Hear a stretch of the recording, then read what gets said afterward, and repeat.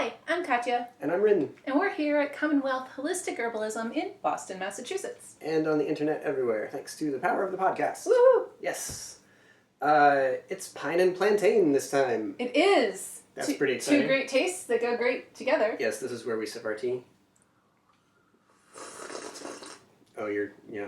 So that the people... For the audio. Yeah, it's right. an audio medium. They need Right. to believe that I really did sip my tea. Appreciated, yeah. Right, Yeah, we did actually make the tea today with the herbs we're going to talk about. We didn't do that last week with passion flower and dulse. It would have been a weird tea. Could have been. Okay. But this is good. This is fantastic. I find it totally delicious. We just had a pretty epic series of snow and ice storms that caused us to lose power for nearly a week. And part of the losing power was that so many trees were breaking under the weight of all the snow and ice. And that is a bummer for the trees. For the trees, yeah. But it is one of the best ways to get pine is that when the storms come or whatever, then a branch will fall down and then you go get it, you know. Yeah. Pine is very tall and you can't necessarily climb up there to get the branches. Not every time. Sometimes you can. So that's going to be our herbs for this Obviously, week. I can't wait to talk about pine No, because you're, I'm like, just leaping right launching in. right in. Yeah, sorry. We have good. things to say. That's good, Yeah. though. Yes, so those are going to be our two plants today.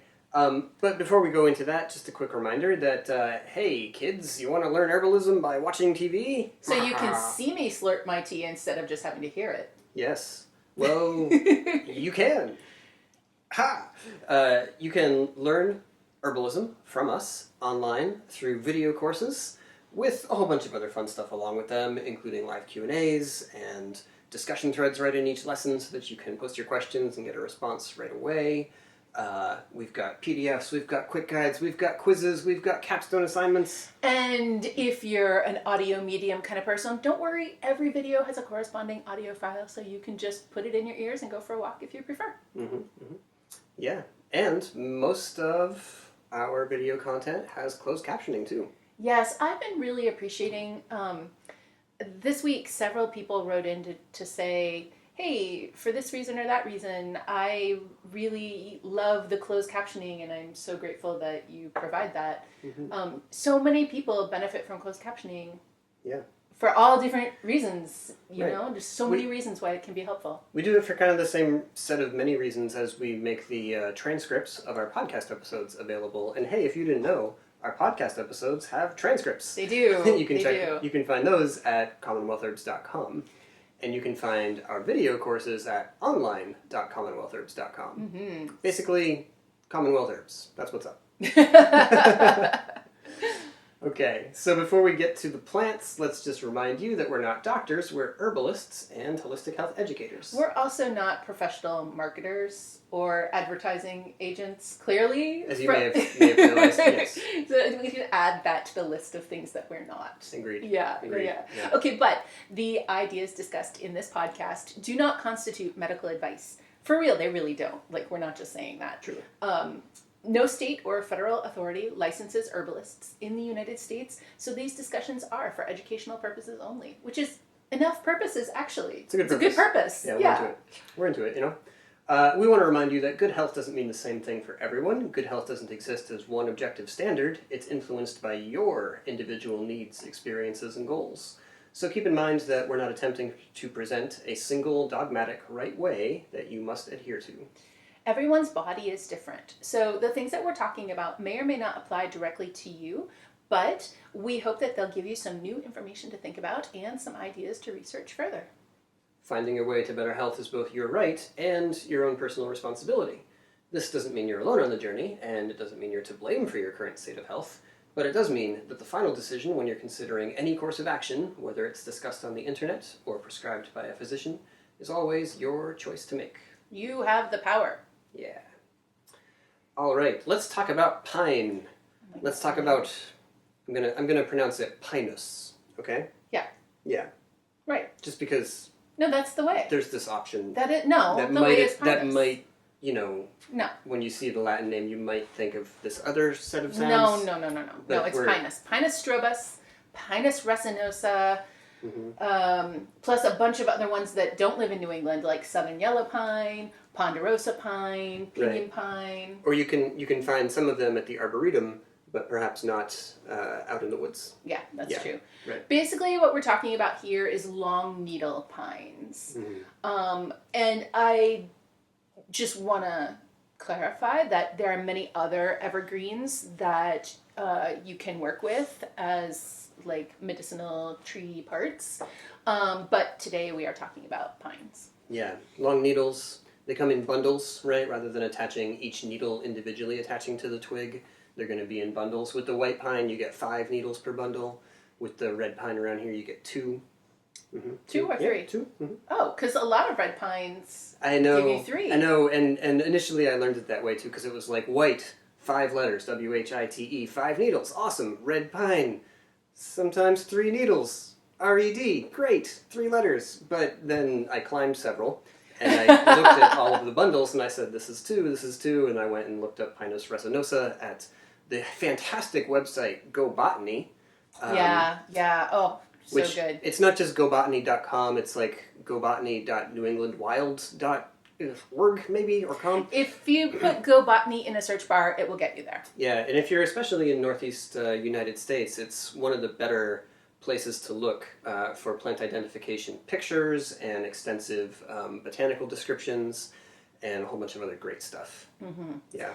All right, so 5 needles, possibly 3, often 2. Anyway, bundles of needles, and they're attached in as a bundle instead of individually, like on like a hemlock or spruce or a fir. Yeah. Right.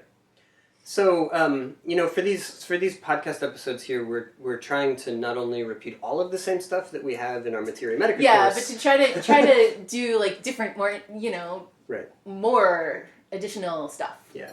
But there are some things that I kind of can't help saying when we talk about pine. The needles, they're fantastic to make into a tea. They taste good, as we're demonstrating here with our teacups that we're drinking today.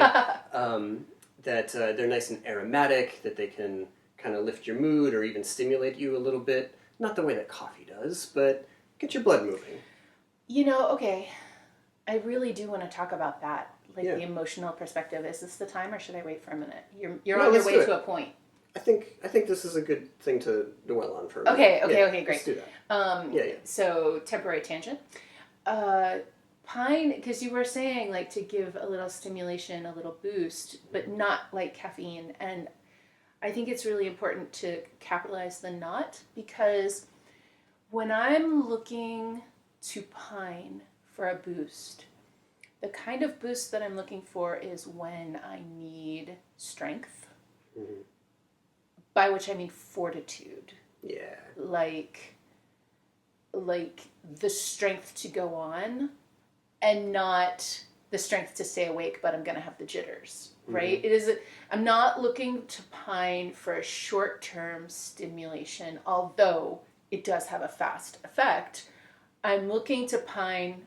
You can kind of compare it to goldenrod in this way, for a marathon kind of situation, or a very heavy kind of situation, or a situation where I'm not sure that I'm strong enough to do what I have to do, or maybe even where I'm not sure that I'm big enough to do what I have to do, not necessarily physically, but energetically or emotionally, or whatever. I'm just not sure that I've got what it takes, kind of a thing. And I guess kind of specifically in terms of energy reserves, or resources to draw on. I'm starting to feel poured out. I'm starting to feel the beginning of exhaustion coming in, kind of thing. That's the kind of boost I'm looking for when I'm turning to pine. And that's really different than caffeine. Yeah. I feel like a lot of that has to do with the foundations of the plant, right? So we think of energetics, we think of this as a warming herb, tonifying, drying in the way that it impacts the body. But particularly that tonifying element for this, pine can help you hold yourself together. Yes. Like a lot of astringent plants can be helpful in that way. especially if you have more of a watery type constitution and you feel yourself leaking a little bit. It's funny because, okay, do I say this a lot? I don't think of pine as very astringent. Like, I think I must say that kind of a lot. Yeah. But again, I have a cold and damp constitution, so something has to be really pretty astringent for me to feel the astringency. For sure. I wouldn't say very astringent. I mean, I enjoy drinking pine, and I can drink many cups of it in a day and feel pretty good, and it doesn't cramp up my guts or, dry me out too much or anything like that. So it's a flexible herb for a variety of different constitutional patterns. Mm-hmm. Yeah. And I have something kind of similar to you, because for me, I think of pine a lot, and many evergreens, honestly, when it's like, all right, I want to make an endurance blend. I want to make something where I'm going to go and have a week of a lot of exertion, whether it was moving or whether it was like doing move net events in the deserts and forests or whatever. But yeah, it's like I'm going to be putting a lot out. I still need to hold on to something to sustain me and kind of like feed the fire the next day. And also, I'm thinking about herb conferences. Yeah, because that's where we met ponderosa pine and pinyon pine, because they grow in the Southwest, and that's when we were teaching at some herb conferences in the Southwest, and that's where we got to have firsthand experience with those pines. And the same thing, like when you're teaching at an herb conference, it is like an endurance sport. It's a lot of output of energy. Yeah, it's a lot of output, and pine is very helpful in that kind of a situation. Mm-hmm. Yeah, definitely. The needles, and this is really what we've been talking about this time. I can't sneak by without saying that they're high in vitamin C. Yes, that's great. They are. They it's are. Important. They are. It doesn't matter. Yeah.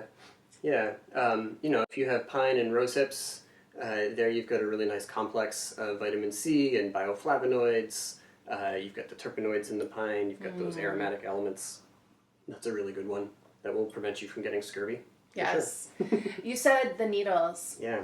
I will specify that when I make tea from pine, I also put in some twiggy parts. Mm-hmm.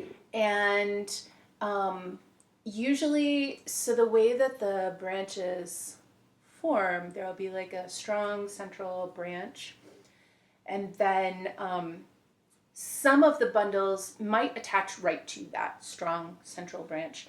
But some of them will have these just sort of little, like 3 or 4 inch little tiny branch, like branchlet. It would be a petiole on a plant, but on a tree it's little twigs. It's little twigs. Yeah.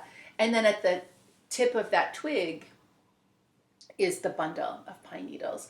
And it's those, they're quite soft. They're like, you could measure the diameter in like millimeters. You probably, they're like,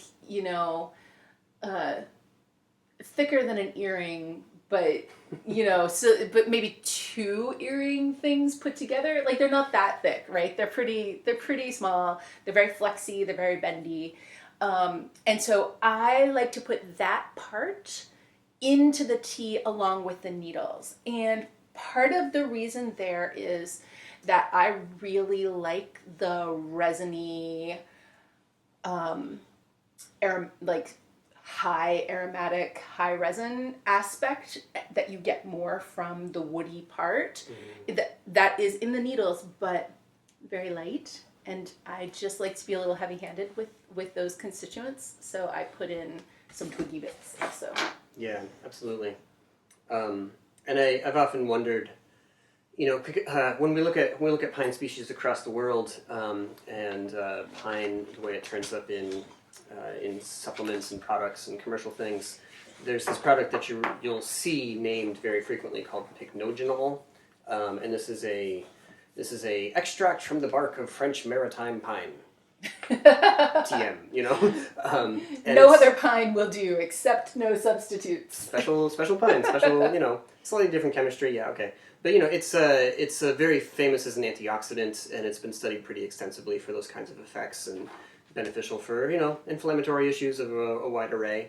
And kind of looking at that and thinking, well, the twig is barky, and there's that, like you say, the resin layer in there, and I think that it's good to include, and it kind of broadens the set of chemistries of the entire pine organism that you get in your teacup.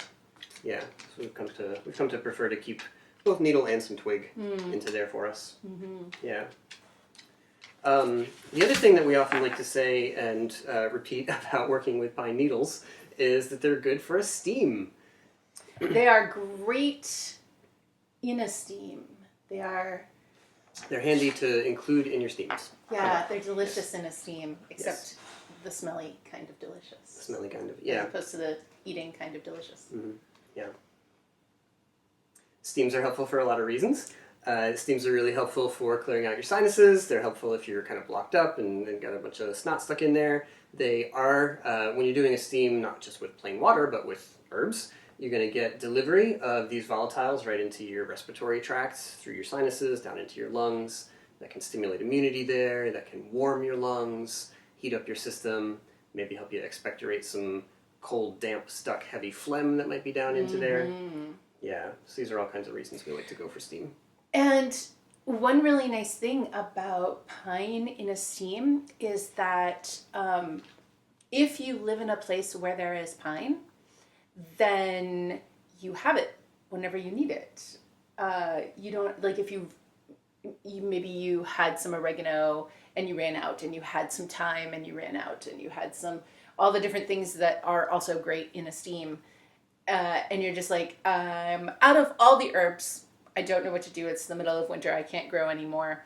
But hark, the pine. And so you can just go out and get yourself some pine needles. And you should go out and get the pine needles. That is the one tricky thing about pine. You really can't store it. Yeah, we haven't had success storing pine needles for too long. You know, they turn brown sitting in the jar. They're clearly very sensitive to light exposure. Once you pull them off of the twig, you figure there's a countdown timer that's started to run. And it's short. It's really short. Yeah. So what we do to solve this problem is we leave them on the twigs, on the branches, for as long as possible. Today was a good example for that. I went out this morning to take a walk with the dog and see what's going on some of the trails here in the forest around where we live. And a lot of down branches, a lot of big, like half of trees kind of knocked over and, laying in the middle of everything. And so a lot of downed pine. And I took a couple of, moderate-sized branches home. Taller than you. Well, yeah. Yeah. Pretty tall. I'm not so tall, so it's still pretty moderate. But yeah, and I brought them home. And because we have this giant, pile of snow everywhere, I just sort of jammed them into the snowbank, standing upright as if they were growing there. Just like a tree. Yeah. And that seems great. It's cool outside. They're going to be happy there. And there is something about leaving it on the twig or on the branch that seems to help. Even in the summertime, if we find a downed, like even a small branch and bring it home, we'll just bring it in, leave it on the branch, but set it on a table. And then, pull off however many handfuls of pine needles we want to make this pot of tea or this steam or whatever we're doing. And otherwise leave the rest right there on the branch until they're all stripped off.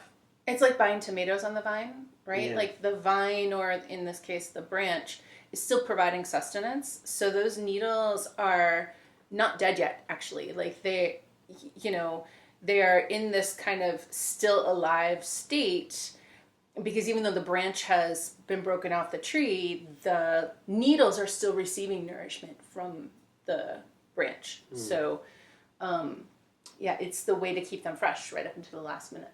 Yeah, that's how we like to do it. Yeah. I find it difficult to talk about pine without discussing tree climbing. I love that about you. Really, I do. It's not always the easiest thing to do to climb a pine tree, because in many cases they're gonna drop or lose, or someone's gonna come by and knock over or knock down their lower limbs, because pine trees can get very tall and really tall. Like, I don't know are they 100 feet tall? Are they 200 feet tall? It's hard to... You hear about 200-foot pine trees, especially white pine trees, here in like the New England area, but not for a couple hundred years. And the reason is that, when the Europeans showed up around here, they wanted to harvest the largest white pine trees for masts for sailing ships. And, there were by the time that there were like local governors and whatever, they would be like, these are reserved. We mark them with the arrow sigil, and that means that you can't harvest that or you'll get in big trouble. And but the thing was that those would only grow in the right conditions. Like if there's a ravine, and so the pine can grow up pretty tall but not be exposed to wind for all of its height. That's really important, and it's not, that's not everywhere, right? So in our forest, there's lots of places where pines can grow, 40, 50 feet tall, but they're not going to reach 200 because they would be standing alone above the hemlocks and the maples and whatever else. They already, it's, I don't know, it's very challenging for me to estimate vertical height, but they are taller than all of the other trees. Like you can, and the funny thing is that they're kind of like Q-tips. Like they go straight up, straight up, straight up, straight up with really no branches because all the lower branches come off over the years. Yeah. And they get to where they're taller than all the other trees, and then there's like all of the branches with all of it's like the entire tree is above the other tree, you know? Like because what's happened is that over time, as the other trees have grown up around it, or as it's kind of gone that way, then those lower limbs are shaded. And so the tree says, well, I'm not going to put pine needles down here because there's no sunlight getting down here. I'm going to grow up higher, and I'm going to put all my needles up there. So that can be a barrier to climbing some pine trees now and then. But every now and then you do find one, and you can reach a lower limb, and now you triple check and make sure it's sturdy. And you practice all your good, safe climbing habits and everything. A few years ago, we lived in Dorchester, and one of my favorite things about that neighborhood was that there was a park very close by that we could go play with Elsie, the dog, and she loved it there. But also I could go there and I could climb. There was like 4 or 5 white pine trees. They were red pine, weren't they? I'm sorry, there were exactly 4 red pine trees growing on this one corner of the park. And I would go out there, in the morning or at midnight or in the middle of a thunderstorm or other things like that, which I'm not saying I recommend, but it was something that I did and found delightful. Just building that habit, there was a full year where I made it a habit to climb a tree every single day. And it was almost always this one particular red pine tree that was over there at the park. And so I would often find myself like, oh, time to go there.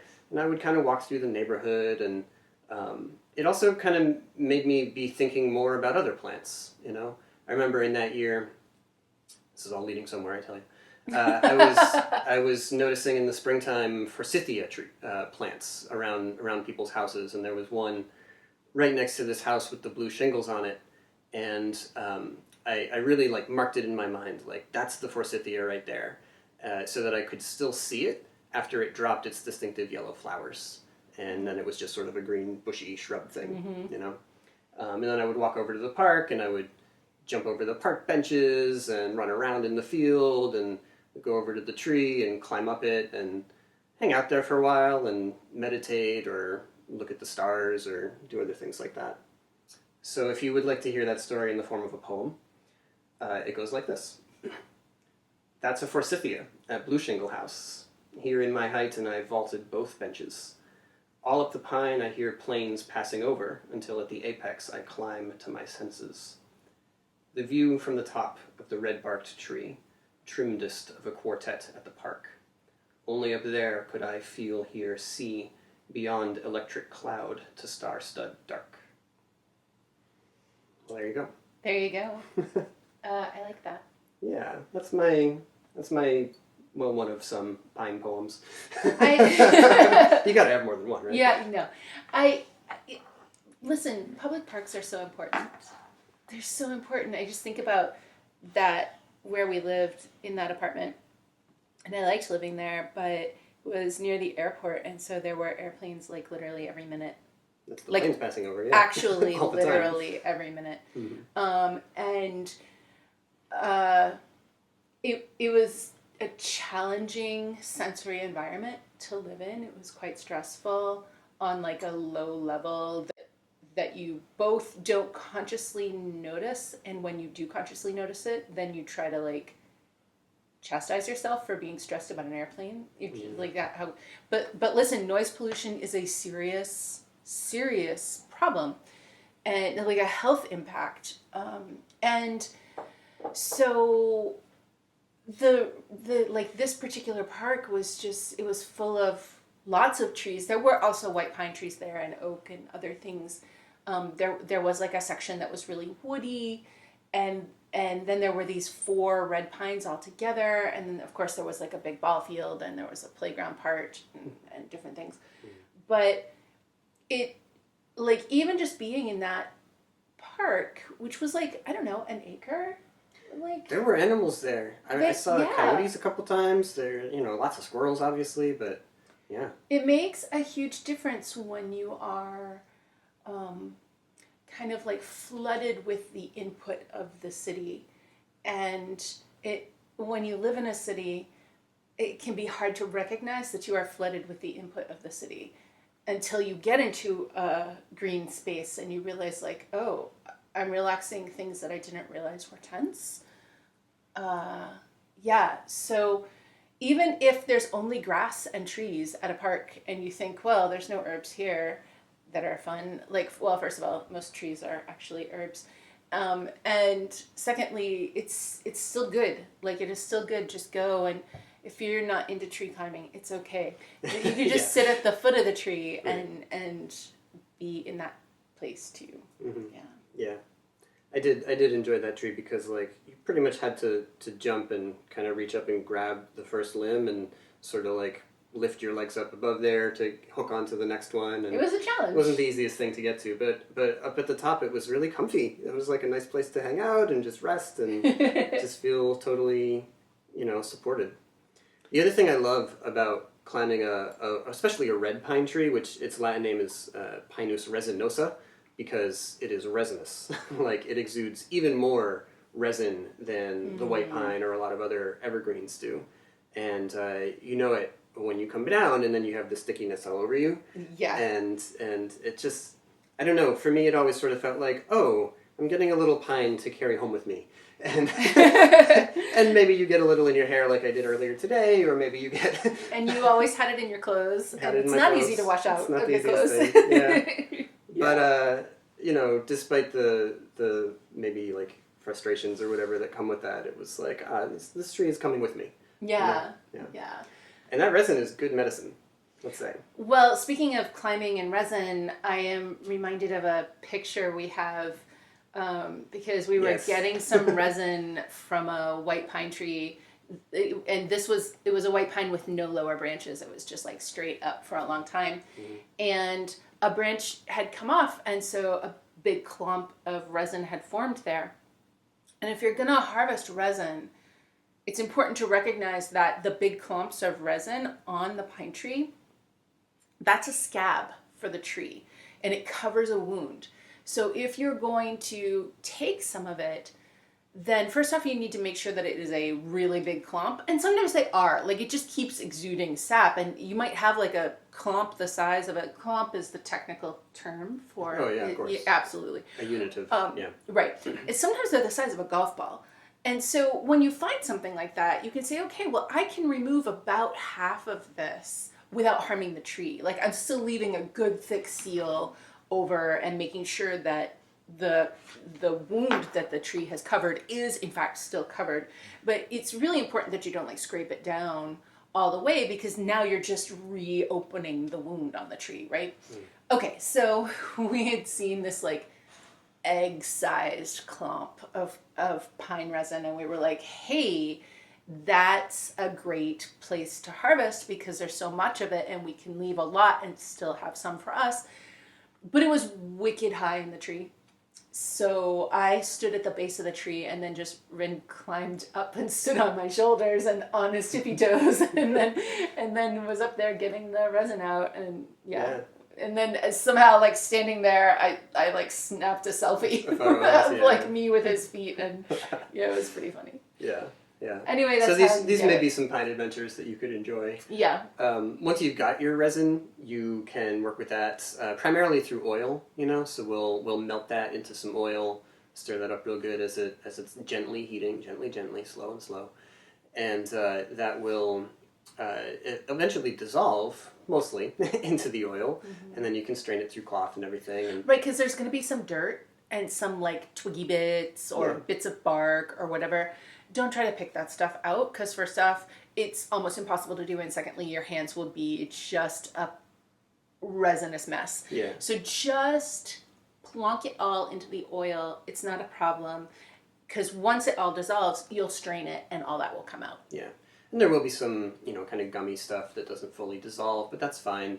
The majority of what we're aiming at here is gonna melt out and come into the oil, and then now you can rub that on directly like a massage oil or make it up into a salve. And we always have pine resin salve in several different containers around the house, and in all the first aid kits and travel kits and everything like that. It's my favorite salve. Of every salve, pine resin salve is my favorite salve. Yeah. It's an excellent vulnerary, It's antiseptic, it's vulnerary, it's like every possible wound thing that you could think of. Yeah. All at once. Yeah. Wonderful stuff. Really love it. It's like proto-propolis. Literally. Yeah, because the resiny bits are what the bees take to make propolis, and so you're just, propolis is like pine resin or other tree resins plus bee magic, and that's pretty amazing. Yeah. But the resin itself is already really amazing, so. Yeah. All right. So those are some piney thoughts. But let's move on. Let's talk about plantain. And this, I can't help but do it. Not the banana thing. No, not the banana. Every single time I mention plantain, especially to a new group of students, it's like, let's talk about plantain, not the banana thing. This is a cute little herb that grows on the ground. Here, there's a number of species, actually, not just in New England, but all around the world. We mainly talk about Plantago major and Plantago lanceolata. Those are the ones you're most likely to encounter if you buy some plantain leaf from an herb supplier, for instance. There's also Plantain rugelii. No. Plantain with the googly eyes. Yes, Plantago rugelii. Why would you say it any other way? That option is available. That has to be the way. Yeah. Rugelii. We need to, and I can't believe we haven't ever, but we need to get a plantain plant and put little Google eyes on it. And we do. Yeah. So rugelii is the native plantain. The other plantain species are naturalized from Europe, but rugelii is the native plantain, and you know it by, it has a lot of purple on the stem, and occasionally the major species also has some purple on the stem. But if you're like, there's a little purple there, that's Plantago major. If you're like, whoa, the purple, you've got rugelii. Yeah, right. And, that's like a clarification one can add to a thing herbalists in the U.S. have been saying since probably the 70s about how a number of indigenous groups here referred to plantain as white man's footprint. But, when you realize that there was a native species here, you mean, so it wasn't just like, hey, I've never seen that before, the white people brought it. It was, this is a different kind of, and now you fill in the name that would have been used for that plant among those peoples. Right. Yeah. So that's one of the kind of classic things that you need to mention about plantain, but here we want to add a little layer of nuance to this. It is called that in other languages. Footprint, path herb. Path herb, yeah. Like in Russian it's parorozhnik, which is, it grows next to the path. The German name is escaping me at this moment, but I know we have listeners in Germany, so y'all can laugh at me for forgetting it. Yeah. But it's a footprint or a path herb, and the reason for that is because that is in fact where plantain grows. Some plants really like compacted soil, like super mashed down. Cars drive on it all the time. People walk on it all the time. Plantain is the one that you find if you're you're at a park or you're at somewhere where there are sidewalks that are surrounding green area and everybody cuts the corner and that has created like a trampled down path that is cutting the corner, and the trampled down path is like usually hard compacted dirt, that's where the plantain will be growing, because that's what it wants. It like really wants that. Yeah, my favorite example of that ever was like a bike path and just this big healthy looking plantain right there in the middle. I mean, it was laying flat on the ground. Yeah. It got flattened, many times every day, but it looked fine. Yeah. It was happy there, That's resilience. I was like, oh, I should, you've got something going on special. Yeah, this is a plant of resilience. This is a plant of kind of like, much like dandelion. Like, these are two plants that you can't keep them down. Right. Like, you can pave over these plants and they still will grow. They're kind of amazing. Yeah, we love it for that. But at the same time, it's not like a ferocious, plant that's going to hurt people or have a narrow therapeutic window or anything like that. Or become invasive or... Yeah. I guess some people might think that dandelions in their yard are invasive, but that's not true. It's just nature bringing you beautiful yellow flowers. You can feel happy. Plus food. Yeah. Yeah. Plantain is often introduced first as a playground medicine for cuts and scrapes and bites and stings from, mosquitoes and that sort of stuff. But look, honestly, if I was stung by a scorpion and I saw a plantain, I would grab it. But remember the time that you were stung by a bee? Oh, more than once. It was actually, this time that is in my mind, it was in that same park. Yeah. In Dorchester. And that park, the grass had lots and lots of clover in it, and also some plantain in it. And the bees loved the clover, but it was close cropped, right? Because they mowed it all the time, and so the clover was like super close to the ground. So if you're walking around in the park barefoot, being, of course, attentive for any neglected dog poop, obviously, but you're walking around in the park barefoot, and all this clover is like low, close to the ground, and all the bees are doing their work, and maybe accidentally, you step on a bee, and you feel really terrible about it. Like you did, but also your foot really hurts, and then you just ran and... Yeah, I was able to sort of like sit down and grab some plantain from over there, chew it up a little bit, put it right onto the sting, and you feel it recede, the pain of the sting, you feel it recede within 30 seconds. Mm-hmm. It's kind of amazing to be like... It's amazing every time. Actually, now that we're talking about it, I remember a time this happened in a park in Brighton also. This has happened a bunch of times. Yeah. And every time it's sort of like, whoa, I can't believe this is working. Yeah, that's kind of fun with herbalism, because there's many things like that where you're like, oh, it's working again. Yeah, but it's still, I don't know, it's exciting. It feels good. It's like, listen, plants work, that's fine.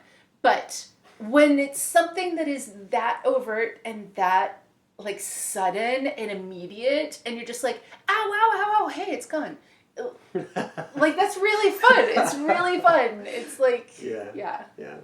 So we love it for stings, and it is anti-inflammatory to the sting. It does seem to really be able to draw out that irritation, and that extends not just to like when there's literal venom in there, but when there's hot red expressions on the skin, and you can apply plantain, especially fresh plantain preparations to that.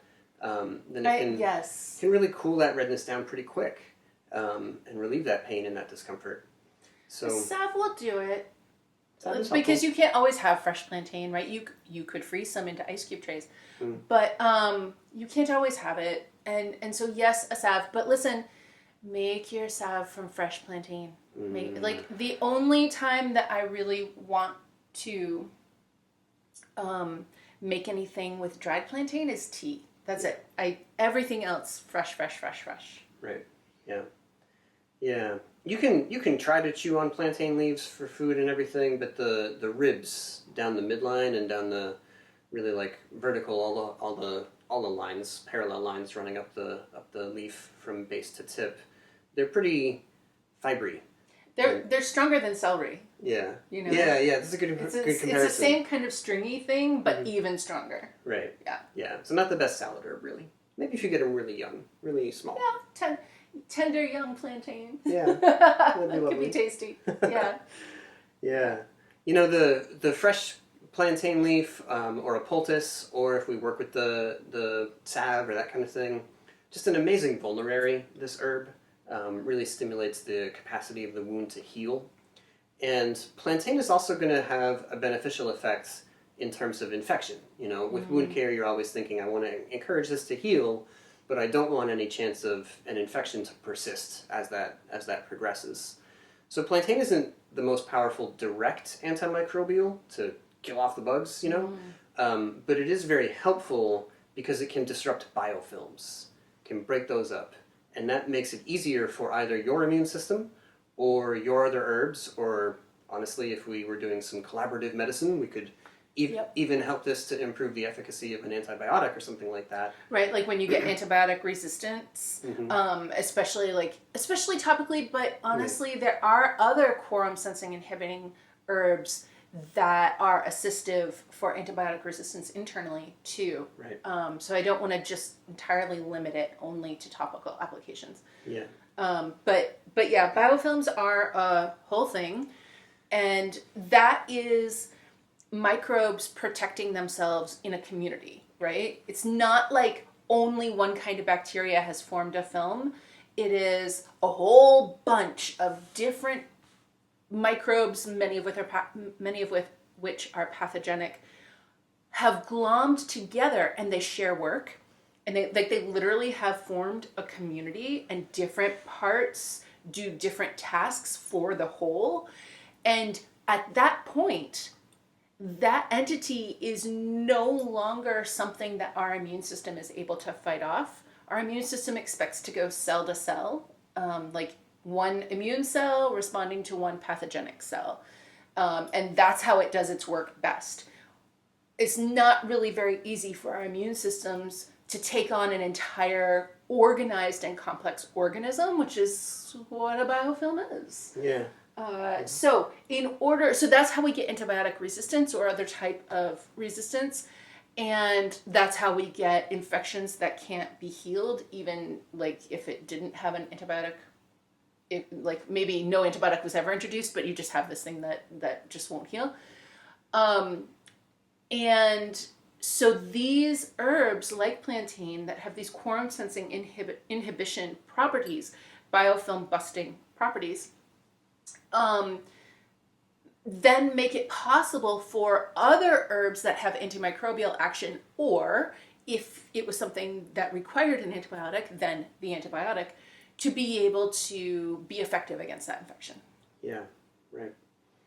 And, here we have this tea today of pine together with plantain, and this would be a decent combo. I've realized that as I've been drinking this, I've been like swishing it around in my mouth several times, and apparently my gums wanted me to take care of them or something because it's driving me to do this. Yeah. But yeah, like that combination, you do get some direct antimicrobial from the pine. You get the biofilm busting from the plantain. This is a decent dental combo. Yeah, a really good one. Mm-hmm. Yeah. Swollen mouth, you chewed on the side of your cheek or something like that. Even if you had a cold sore. Yeah. This would be really, really effective. I know everybody's like lemon balm, but like this would be a fantastic blend for a cold sore. Yeah. But, learning this kind of thing about plantain and its contribution to that sort of job is a good reason to include it in something like a mouthwash formula. Mm-hmm. Yeah. Mm-hmm. When we drink plantain tea, those effects don't stop in the mouth, right? They go all the way down your GI tract, and that could include helping to deal with some gut infection or stomach infection, if somebody's got an ulcer, if they have H. pylori going on to an excessive degree, because not everybody, but most people have some H. pylori. It can be part of this complete microbiome. Yeah. It's just when it starts to be bigger than there's space for, then okay, now we start to have problems. Right. But yeah, plantain is helpful in that way all the way through. And then again, that vulnerary effect, like encouraging the wounds to heal. And don't just think of like big open gashes, like a bleeding ulcer inside of you somewhere. But also places where there's been persistent inflammation and that's compromised the integrity of the tissue, right? So leaky gut syndrome is a way to express how that can manifest. When you fall off your bike or whatever and you get like road rash, it's just like a ton of little tiny cuts or like all those little abrasions. and nothing is very deep. It's just like, just all scratched up, you know? And I think about that in the guts. Like, if you have had a lot of diarrhea, if you maybe have been eating a bunch of junk, because listen, sometimes that happens. There's no shame. Or if you've been taking a bunch of NSAIDs, like all of these things cause damage to the gut lining. Mm-hmm. And it isn't necessarily like a whole darn ulcer in your guts, although that's an option. Enough. Yeah. Right, yeah. But it's like road rash, but on the lining of your intestines. And so if you think about that and you're like, well, I need to soothe that. I need to heal that. And that is a place where Plantain can really do great work. Yeah. And look, I mean, you know, you work with the agents that are going to do the trick, or the ones that you've got, or, you know, whatever you need to do in the moment. So if you need to take some NSAIDs because of pain, because of whatever else is going on, then knowing that Plantain can help clear up some of the damage that occurs as a result of that can not just give you peace of mind, but literally help to to do just that, to help to resolve some of that issue. I really feel like it's harm reduction. Yes. I really feel like the United States or the Western world or the world in general, I don't even know, people have gotten the message that if you take antibiotics, you need to take probiotics. Mm-hmm. Like, it's taken a decade or so, but people have gotten that message, and I think that like the general mainstream public is pretty clear on that. So I think the next message that we all need to be working on is, if you take an NSAID, you need some gut heal tea. Like, it just, the damage that NSAIDs do to your guts is not optional. It's not like, oh, that could happen, but probably won't. No, it absolutely will happen. It will happen with the first dose. Mm-hmm. But it's not the end of the world. Right. It's just like a scrape. You know, you don't say, I'm never climbing a tree because I might get a scrape. No, you do it, and then you just take care of the scrape. That's fine. Put a little plantain salve on there, right, and it heals up fine. You're good to go, right? And so it's the same thing internally. Like, if you have to do that, then you have to. If you have to take an NSAID, then you have to. You don't lose your Herbalism club card because you did that. That's fine. But then we just say, oh, I had to take an ibuprofen. Now I drink some plantain tea. Yeah. Yeah. Nice. All right. So. Wait, hepatoprotective. We wanted to talk about livers. Well, yeah, the liver. Okay. Because we got stuck in the digestive tract, and we were pretty excited about it, but we don't want to forget the liver also. Your liver is like, hey, I'm attached. Digestive adjacent. I've got a tube that runs right into there. Come on, I'm part of the team. Yeah. Right. Oh man. So, you know, not just NSAIDs, but a lot of pharmaceuticals, they put stress on your liver. And it's not like, again, it's not like a side effect. It's not like a mysterious thing that sometimes happens and sometimes doesn't. It's a result of the way your body processes these foreign substances. And, you know, we can say that it regards them as being toxic or mysterious or strange and something to be broken down, joined to other substances to make it inert so that you can excrete it, you can get it out of you. But I've been thinking about a new analogy for the liver in this regard. Oh, let's hear it. All right, so we have an air filter in our house. His name is Jeff. And this air filter has a, like, monitor, and it will tell you how many parts per whatever. The 2.5 M, you know, particle, yeah. Yeah, it'll tell you how many of them are in the air right now that it's cleaning. And it'll give you like a little, like, blue if it's like the best possible, and then green if it's still really good, and then like yellow and orange and red if it's like, you know, there's a bunch of smoke or whatever. And so the painter's just left or whatever. yeah. So it's just constantly monitoring the particles in the air and telling you about the air quality of the air that's going through the filter, which is cool. And kind of maddening because you just want to look at it all the time and be like, am I passing? Is my air good? You know, like whatever. And here's the thing though. Maybe you're baking a cake, or I'm baking a cake, or like lit some incense because I like incense. And when I do those things, Jeff, the air filter, freaks out and it's like particles in the air, and then it like changes to yellow and orange and rarely red. A cake doesn't turn Jeff red, but like it kicks on the fan higher, and it's like gotta clean all this particles from the air. And I'm like, actually, I'm perfectly happy for my house to smell like cake. Thanks. Not that one's actually not a problem. But the thing is that the air filter is designed to detect particles. It's not designed to say cake smell is good, smoke smell is bad, paint smell is bad, whatever. It can't tell the difference. Incense smoke is okay. Signs of the wallpaper burning is bad. You know, Right, like you can't right. make that determination. It can't make the distinction. It just says particles in the air must clean. And so that's your liver. Your liver does not understand that if you're taking organ rejection drugs, those things are keeping you alive. Your liver is like, oh, foreign particles in the bloodstream must clean. And that's why you have to take more than one dose, right? That's my new analogy. Yeah. That's it. Cool. Okay. And Plantain is here to vacuum the filters on the inside so that the filter itself can function more efficiently. And yes, let's go with that. Something along those lines. It nurtures. We may be stretching our metaphor at this point. Plantain is caring for the filter so that the filter can care for you. There we go. Yeah. Yes. Yes. Thanks, Plantain. Yeah. But again, that is a valuable category of herbs to think about in modern contexts. You know, 100 years ago, this was not one of the key features of Plantain.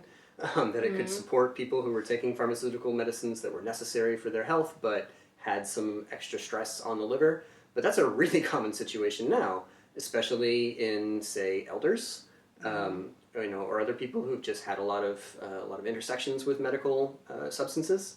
And so the nice thing about Plantain is that despite this direct action on the liver, it's not the kind of action that's going to change or compromise the expected metabolism of the drug.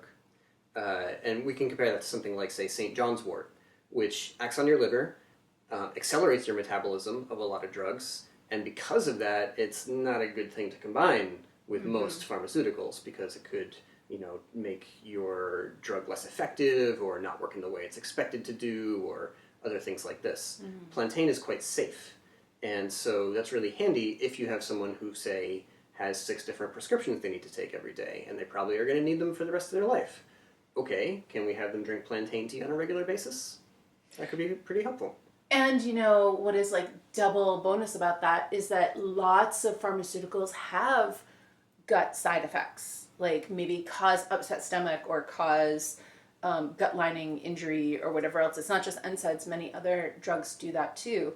And sometimes you need the pharmaceutical in spite of the side effects. You're like, well, it's keeping me alive, and therefore I just have to deal with the gut distress that I'm getting or whatever.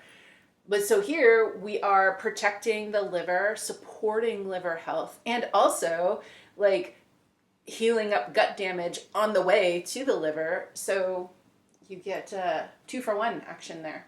Yeah, really good stuff. Okay, I think we're probably done there for the discussion. It's just that we like these 2 plants a lot. Yeah. Before we go, I wanted to just make a comment. Pine and plantain are both really excellent herbs for skin issues, right? We've talked about scrapes and infected wounds and different things here, but they're not the only ones that can help out, not by a long shot, right? And if you know a little bit about herbs already, you might be thinking, yeah, calendula, burdock, great, super good herbs for the skin, yeah. But how about turmeric? How about echinacea? They can help, actually, yeah. And you know, skin issues aren't really, they're not just cosmetic. It's like, that's not what we're talking about. They can be an expression of a deeper issue. So it's really good to take steps to improve them, and herbs can play a big role in that work. So we have a course for you, if you want to go further with that. It's the Integumentary Health course, the Skin Health course. Yeah. And like all of our courses, if you buy this one, you'll also get live Q&A sessions with us twice a week, integrated discussion threads in every lesson, lifetime access to all of the material and any future updates that we make, quick guide PDFs, action prompts to help you make it real, a capstone assignment at the end so you can feel like you tested yourself, But don't be stressed out about it. It's fun, and we're the ones who read it, so it's like we're all just in this little club together. I don't know. Some people get stressed out about capstones, but it's not the stressful kind. It's the good kind. You're going to love it. Yeah. So you can find that and all of our courses at online.commonwealthherbs.com. Mm-hmm. All right. That's it for us. We'll see you next time. You'll hear us next time, I suppose is more accurate. Unless they're watching on YouTube. Unless they are. In which case, hi. See you next time. Yeah. Until then, take care of yourselves, take care of each other, drink some tea. Drink some tea. And climb a tree. Safely. Yes. Safely. Safely. Bye, everyone. Bye-bye.